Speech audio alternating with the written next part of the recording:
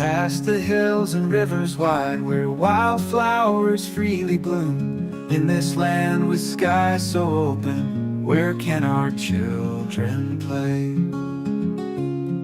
In cities bustling bright and loud, cars and lights that never sleep, do they find a piece of sky? Where can our children play? Bring them fields of green and gold, let their laughter echo clear. In a world so tightly wound, where can our children play? Mountains whisper ancient tales, forests sing in harmony. Will these wonders slip away? Where can our children play? Beyond the screens and towers tall, where dreams once were born and bred, do they carve new paths of joy? Where can our children play? Let's be stewards of this earth, guard the spaces wide and free. Do they find a piece of sky? Where can our children play?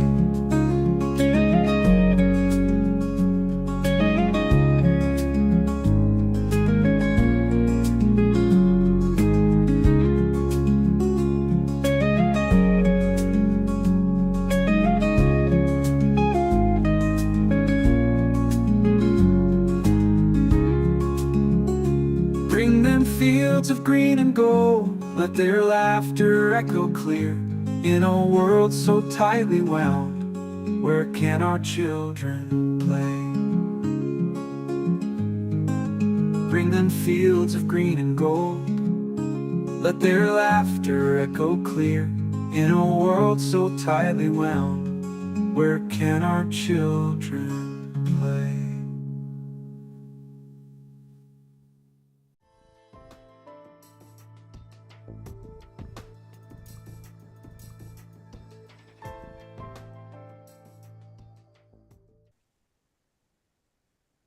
So good afternoon, everyone. My name is Lori Gagan, and I'm the founder of StopSprayingGlyphosate.com. And I am honored today to introduce to you one of my friends and colleagues, Dr. Michelle Perro. Dr. Perro is a veteran when it comes to pediatric care. She has been doing this for over 4 decades. And her book is really what intrigued me to learn more about her. And her book is What's Making Our Children Sick. I believe that everyone should be reading this. Every parent should have her book in their hands. It begins to open our eyes and how our food can certainly make our children sick. She believes that what we have as our own gift of self-healing and her passion, which is like mine, is educating that it all begins in the gut. And we know that for most families who are unaware of the dangers of herbicides like Roundup, Glyphosate, and many, many others, that our education needs to focus on the soil that our farmers are using to grow our foods and the herbicides that they may be spraying, because these are the foods that make our children sick. And then what ends up happening is we take these foods into the pantry, and then that's where it all begins for these children. So most families don't have the time to research these toxins that harm our immune system. But this is exactly what Dr. Perro has done. She has spent decades educating on the truth to how these herbicides and other toxins damage our immune system, which can lead to numerous autoimmune illnesses that often go unrecognized as the root cause.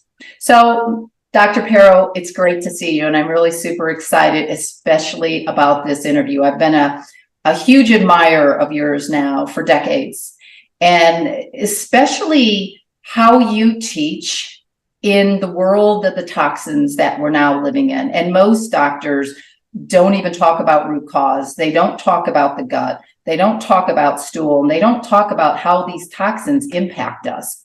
So let me ask you a question. I'm hoping that you'll give our listeners a little bit of background on yourself and when you got started as a pediatrician? Sure. Thank you, Lori. That was a great introduction. It's one of the best I've heard. I've done a few of these interviews because I've been on this mission to educate families now. As you mentioned, it's been a while. I'm not new to this rodeo, but my passion has always been children. I started by performing in hospitals when I was a child. I was hospitalized myself. I became a candy striper. I began performing in hospitals as a theater major when I was little. And then I fell into medicine. That's the quick answer to my story. But my story really begins after the birth of my own son.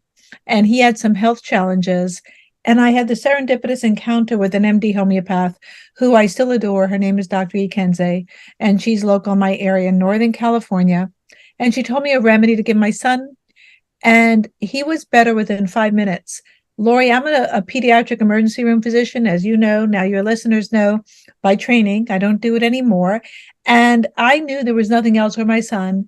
And the second time it happened, it worked again. And I didn't need 3 times. Twice was good for me to be out. I'm not out. Well, I was soon out of mainstream medicine soon after, but I began this journey back to school. And then when I opened my eyes via one of my moms in the practice to pesticides and learned about GMOs through Jeffrey Smith, many of us have been nursed on Jeffrey Smith's Seeds of Deception book, my whole world flipped. And I knew I needed to work on behalf of children and families once I learned about the connection between food, gut health, brain health, environmental toxicants. And I've been on this path ever since. And I learned the truth it was about 2000, and I started seeing an uptick in chronic gut disorders in kids as well as autism. And it was that moment. And then again, serendipity knocked at my door, learned all about GMOs and spraying and pesticides because I didn't know much before 2000. Well, that's 23 years ago. Didn't know much. I knew, but I know a bit more now. And here I am trying to educate families how to stop the chronic poisoning of our children, mine and yours as well, Lori. Wow, that's an amazing story. So thank you for that. So, Dr. Perro, what was your reason for writing the book, What's Making Our Children Sick? You know, I had a very specific motivation. So as I transitioned from this pediatric emergency medicine, acute care, into chronic complex disorders for children, and I was caring for kids with autistic spectrum disorder and autism and pandas and other autoimmune conditions from IBD to all these different things that I hope people don't know what they are. And if they do, it's like, oh no, I'm sorry, you know what this is. So one of these visits can take an hour and a half. And as you know, in traditional medicine, you're not allotted that much time. And there was only so many people I could see in a day. And within a very short amount of time, I was booked out and books hollowed out for a year. You couldn't get even to see me for a year. And I thought, oh no, I can change lives one at a time. But what about the bigger picture? What about people I can't reach? What about people who don't means, access, finances, etc.? And I, as a human, could not live with that. So I had a new neighbor in my neighborhood, literally next door to me, just move in. We're taking a hike together. What do you do? What do you do? What do you do? What do you do? Turns out she was a medical anthropologist from UCSF and wrote many books. And I said, gosh, her name is Vincent Adams, and she co-authored the book with me. I said, wow, Vincent, I have this book on my laptop on my patients, and I've been meaning to get it out. And I said, do you want to collaborate? And we decided to collaborate, and we wrote the book together. And it was, again, serendipity, intentional setting. I don't know, Lori, the good universe helped me out. And she didn't believe a word I was saying, by the way, regarding in leaky gut, dysbiosis, abnormal microbiome, the gut-brain microbiome connection, nutrient deficiencies. Didn't believe a word. She came in and sat with me on my patients. I think it was the 11th or 12th patient. It was a family with 2 twin children with autism, where she said, I get it, Michelle. And by the time Dr. Adams sat in with me on my 20th patient, she said, 180 degrees, switched. She was totally bought in. We wrote this book together, and we chose 10 of the patients that we saw together to write about. And I'm working on the second book now because that book was to expose, what's happening to our kids, what's making them sick, the role of this industrial food, like I could say poop, that we're feeding our children. And the second book is making our children well. Tools that parents can use. It's going to be a simple manual at home, and I'm writing it with a nutritionist, pharmacist colleague of mine. So that's in the works literally as I speak. Oh, That's how that all evolved. It's a long answer, but that's how that came about. Okay, well, I can't wait to get my hands on that book. In your opinion, can you explain to our listeners how you feel that the Roundup herbicide, we know there's more herbicides, there's glyphosate, there's 2,4-D, there's Liberty, there's many others that come packaged all in one big bottle of poison. But can you explain how you feel that these awful, deadly herbicides harm our children's gut-brain axis? Yeah, I'm going to give you the short, down and dirty answer. How it's all, and there's a good scientific data as well as clinical data to back this up. So the things that listeners need to know about glyphosate are severalfold. One, it's an antibiotic.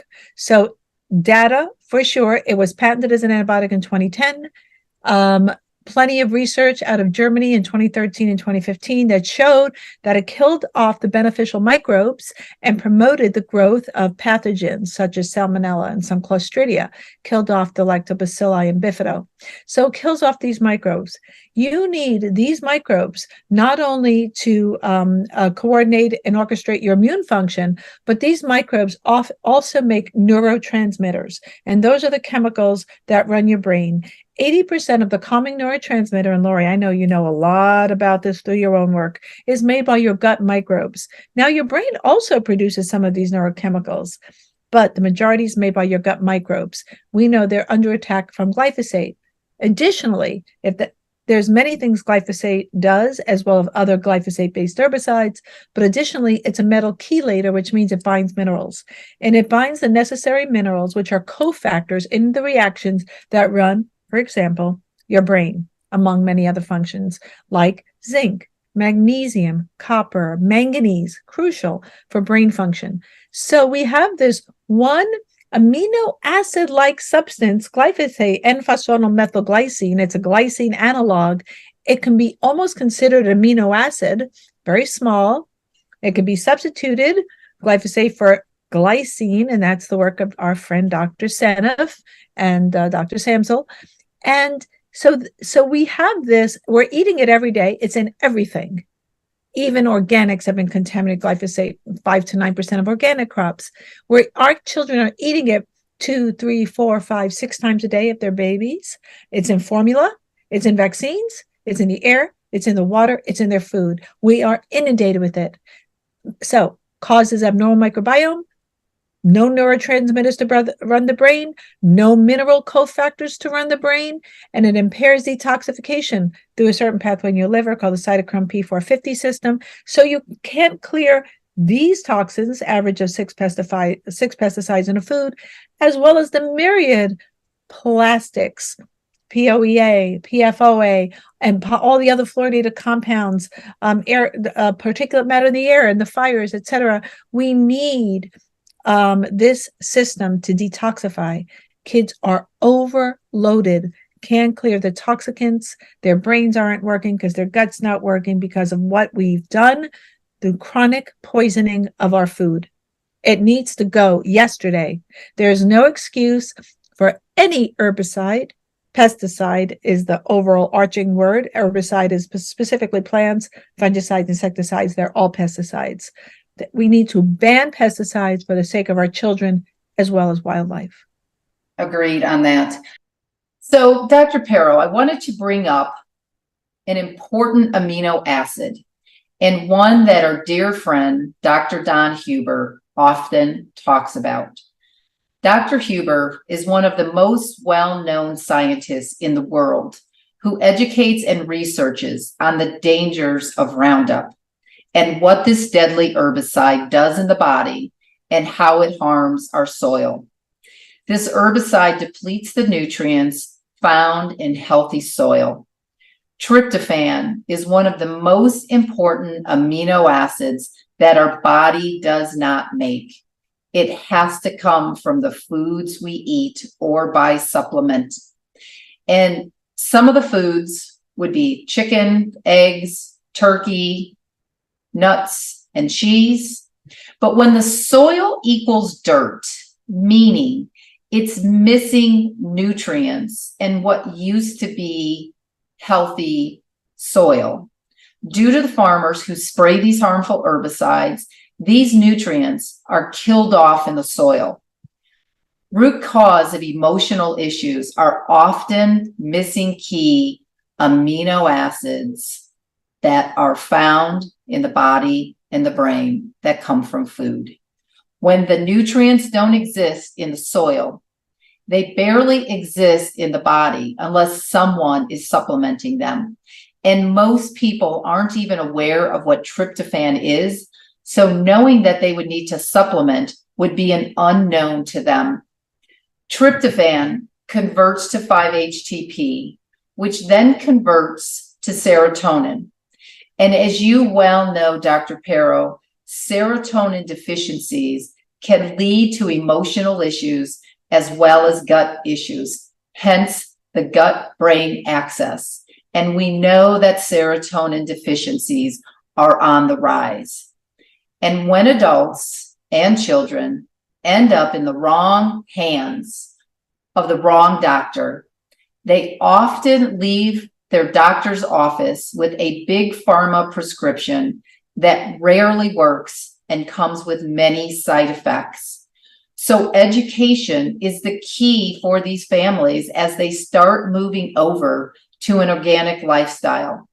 And I have to tell you, the cost of disease is way more money than the cost of eating organic off of the Dirty Dozen. But why do you think, and this is the thing that is just baffling to me, why do you think that conventional medicine doctors, and there are plenty of really good ones, but for the average conventional medicine doctor, that clients and patients that I talk to, they don't even talk about root cause. They never even get to the gut. I'm seeing more and more of these kids, and this is where the Dr. Raymond side of my brain coaching comes in, that they take these kids, and obviously there's some gut disruptions. It's leading to these anxious thoughts and these sad thoughts and these social phobia thoughts. But why do you think that there is not enough doctors talking about root cause beginning in the gut?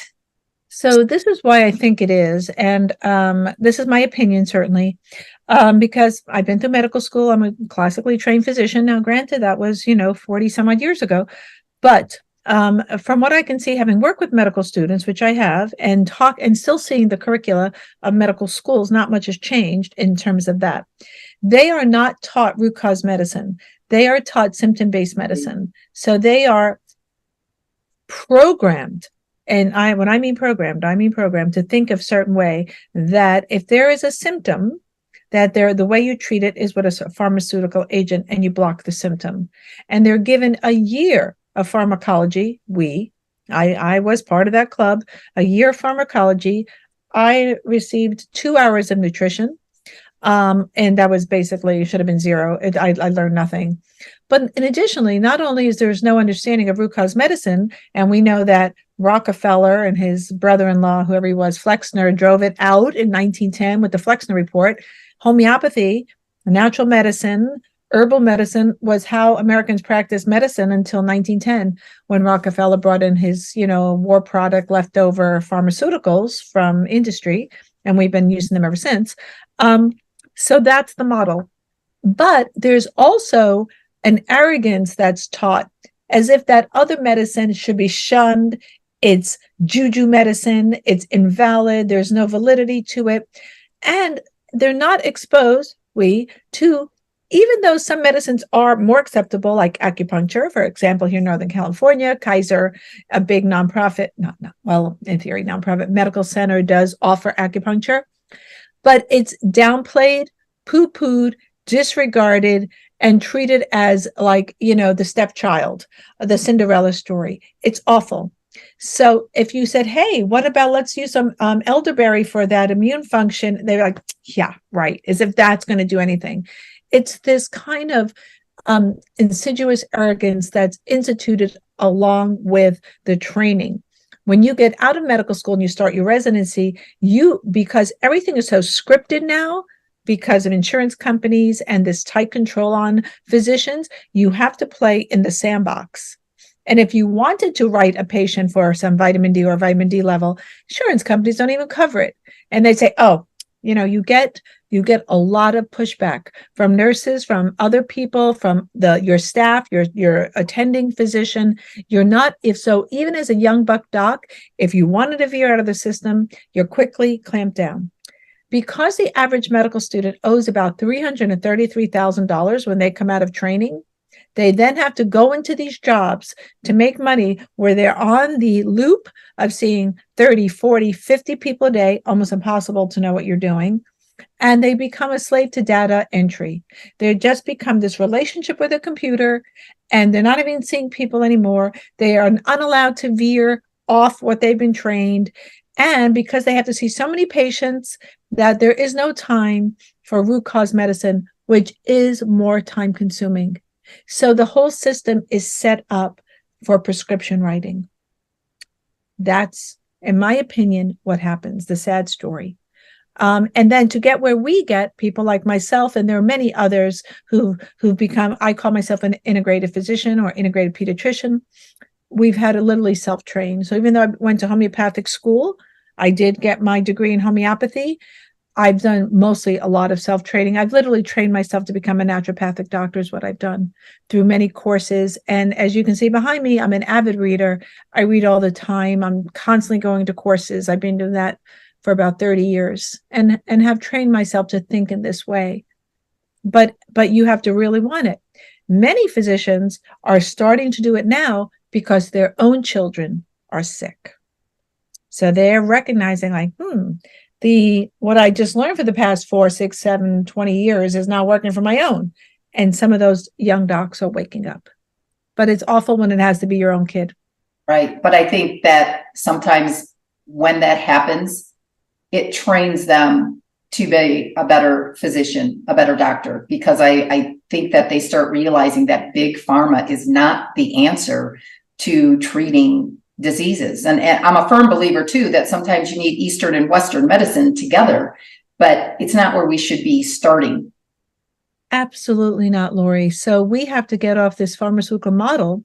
But because most people's insurances are in that model, I've had to work with people, and I give advice to a lot of people I'm still working with on how you get out of the model to support the integrative practitioners, whether it's a chiropractor or a DO or a naturopath or whomever you're seeing, how you can shift your funds to get out of the system to support the type of practitioner most people really want. Even the old time doc who made house calls, and the black bag, those docs were using still, and maybe in the 40s and the 50s, still more herbal medicine. A lot of them were left over from the old school. But I think that kind of medicine is in mainstream is not being practiced anymore. Not in our world, but in the mainstream world. Agreed on that. Because of time, I want to get to a really important question for our viewers. What can parents do in order to help their children overcome the effects of these dangerous chemicals? And what suggestion would you have for them if somebody is on a fixed income or a budget where there's not a lot of wiggle room for, we need some vitamin D and we need some vitamin C and you need a really good multivitamin and this and that? Give us your opinion and where they can go. Yeah, certainly, Lori. This is a great question. I never give supplements over organic food, ever. Never. Our food, even organics, is not nutritionally dense. So I used to advise just to try and eat organic as you can and give people where they get organic food. And Costco is one of the biggest buyers of organic food in the U.S. I have no stock in Costco, Trader Joe's, Sprouts, no stock whatsoever. But those are the kind of stores where you can buy organic. I tell families if they're not going to change their kids' diet to organic, I prefer the word now organic regenerative agriculture or farm to table or farmers markets. But some people can't get there and they don't have a farmers market, or they live in the winter in a snowy area. There's no farmers market. So farmers markets when you can, buying imperfect organics. They don't have to be perfectly looking, and the imperfect fruits and veggies at farmers markets, they'll discount them. Learn to cook. Do not buy the processed food. The processed food is more expensive. So you have to buy bulk whole foods, which means you have to learn how to cook them. And people say, I was never taught how to cook them. I can guarantee every young person knows how to get on YouTube. I would put $20 down right here that most people can do that. You go on YouTube and you Google how to make beans, fresh beans. You buy them in bulk. They're so affordable, super healthy, with some veggies, a little meat if you're a meat eater, but it must be organic, free range when possible. Buy smaller amounts of meat and use their bones. So if you, for example, are near an organic butcher, but you cannot afford the meat, ask the butcher to save you the organic bone. And you can make even a healthier soup with just the bone without the meat, and you don't even need the meat. So we have to teach young people, parents, grandparents even, how to, first step one, they must get into the organic mindset. Get off processed food. It's toxic. Carrageenan, emulsifiers, processed food, soy lecithin, all toxic. Get off it. And increase your water. And most people, I do believe, if you can buy at least a carbon-based water pitcher filter, or if your refrigerator has one, to not drink tap water. So families can stop there. Tap water is unfortunately toxic. A lot of the pipes in cities are old, lead, other heavy metals, neurotoxicants for kids' brains. Oh my gosh. Here in California, it's not just Flint, Michigan, Lori, as we know. And so there are some really good carbon-based filters, Brita, Pure, Zero Water. Those are 3 that you can take a look at. You can buy them, gosh, even I think even Costco has them, or Home Depot, and make sure you change the filter. You have to change the filter. So if families can just start there, learn from YouTube how to make basic foods, buy in bulk, ask friends, cook together, go organic, get a water filter. If families can do that, then I start with advancing it up a bit, adding fermented foods in. What I ask people to do is get apple cider vinegar and start there. Apple cider vinegar has, the acetobacter, which is the microbe that breaks down glyphosate. So if they're still getting some glyphosate, Roundup in their diet, at least apple cider vinegar may offset that. And apple cider vinegar is great for metabolism, obesity, diabetes. Gosh, affecting so many people now. Either put it in a salad dressing or drink a little bit in your water. Put it in your child's smoothie. So we can start incorporating fermented foods in children's diets. If families are really struggling with a kid with a chronic disorder and they can do those things, I ask them to take off gluten and dairy and do a trial, especially because those foods are inflammatory. We could spend 2 hours talking about what we've done to gluten in America, but remove gluten and dairy. And if your kid has any brain disorder, neurosensory, ADHD, autistic spectrum disorder, etc., get them off those foods with the other changes, and maybe we can avoid the supplement green pharmacy wheel, which can be challenging, and trying to find people like me. And then, of course, my favorite go-tos other than nutrition are homeopathy. And when the book comes out, and we'll do another podcast, I want to get this in everybody's hands so everyone could be their own family doctor. And we can re-empower parents to regain the tools we once had. And that's really good. It's empowering really the families that don't have all the tools at their fingertips. And buying a book is pretty simple, pretty straightforward. I love those tools that you're talking about. How can somebody find you, find your work if they're wanting to do like more research? Yes. So drmichelleperro.com, MICHELLE, Perro, PERRO.com is my website. And that's going to be incorporated soon into our nonprofit, which I'm very proud of, which is gmoscience.org. We're going strong for almost 10 years, and everything is going to be on this website. As you know, Lori, myself, Dr. Stephanie Seneff, and Zen Honeycutt from Moms Across America, CEO, we have a podcast we do once a month called The New MDs, Mothers, Doctors, and Scientists.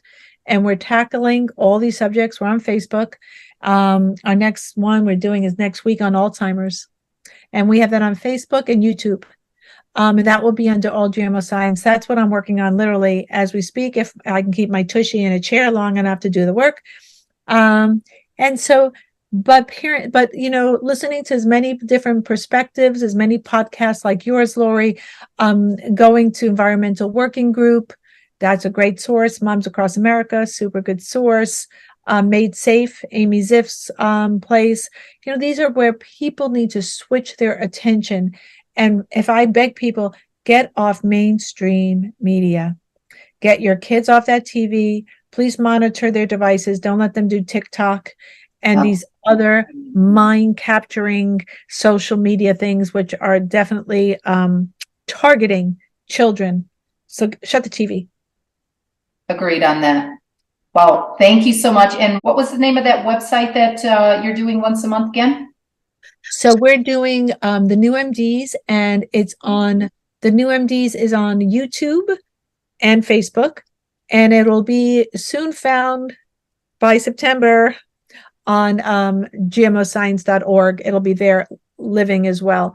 And I couldn't say enough good things about Stephanie Seneff and Zen Honeycutt. They are such like powerhouse women and so humble, so much information.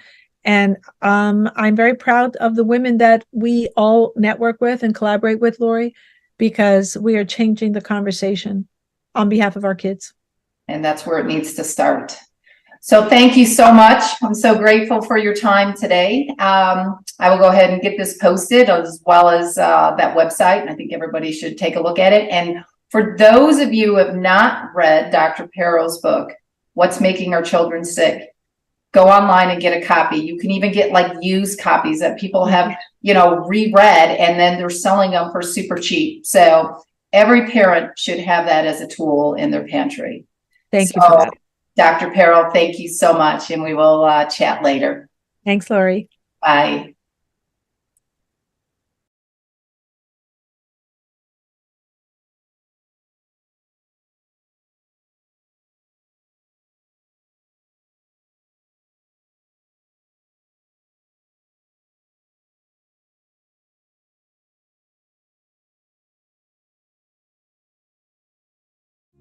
Bring them fields of green and gold, let their laughter echo clear. In a world so tightly wound, where can our children play? Bring them fields of green and gold, let their laughter echo clear. In a world so tightly wound, where can our children